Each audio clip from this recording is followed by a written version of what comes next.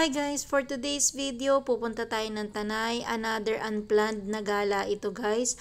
So napagdesisyonan lang na magpalamig sa Tanay at yayain ng ating mga senior citizen na mga magulang. So ayan na nga, kita-kits natin ay dito sa may Shell Buso-Buso. So andyan na yung mga tropa nag-aantay na. Medyo nahuli tayo ng konti at nakakahiya nga. Pero anyways, okay lang yan. So ayun na sila, mga nakatayo na. Parang medyo galit na, joke lang.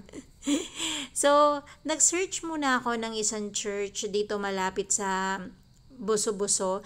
Yung madadaanan lang natin para naman meron tayong isang lugar na masisimbahan muna bago tayo maglalakwatsa. At ito nga yung nakita ko, yung Buso-Buso Church. So, dun sa kasi sa picture is nakakaano lang siya kasi nga mga old church na ito. So yung Nuestra Señora de la Annunciata Parish Church. So lumang Buso-Buso. Dahil Roman Catholic Parish Church, located ito sa sitio Old Buso-Buso, Barangay San Jose in Antipolo, Rizal. So sabi dito yung church daw na ito ay built in 17,000 under the patron of Nuestra Señora de la Annunciata. So yung part nito ay nasira na ng lindol nung July 1880. Tapos inabandon naman nung 1930, din nung 1943 naman ay nasira naman dahil sa sunog, 'di ba? Ang dami ng pinagdaanan ng simbahan na ito, kaya napaka worth it na puntahan ito kasi historical siya. So, ayan nga, dahil nasunog siya, na-restore naman ito noong 1995. So, ayan, dahil Sunday, hindi natin naabutan yung mass kasi parang late tayo nakarating dito. Para mga late or maaga, parang ganun yung punta natin dito. Parang katatapos lang ng misa. So, kaya nagmuni-muni na lang muna tayo dyan. So, pagkatapos ay pupunta na tayo sa ating destination, yan na nga ang Tanay. So, bakit pa namin laging napipili itong Tanay? Kasi nga, hindi siya crowded, ang ganda din ng daan, hindi siya matraffic, yung bandang Antipolo lang yung madadaanan mo at yung Kogyo, pero pagtapos nun wala na, ang ganda na ng daan. So, eto na, nakahanap na kami ng magandang spot para sa ating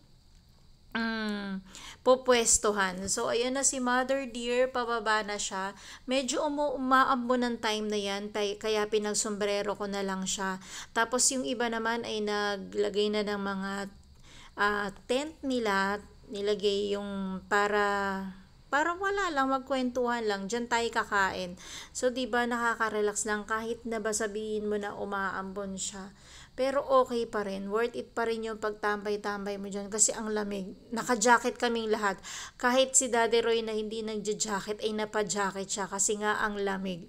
So, ayan, nag-e-enjoy lang tayo sa ating pagkain, tapos yung kwentuhang malupit. Yan lang naman yung maganda dyan eh. Tapos yung magko-coffee ka, diba, ang saya-saya, tapos kasama mo yung pamilya mo.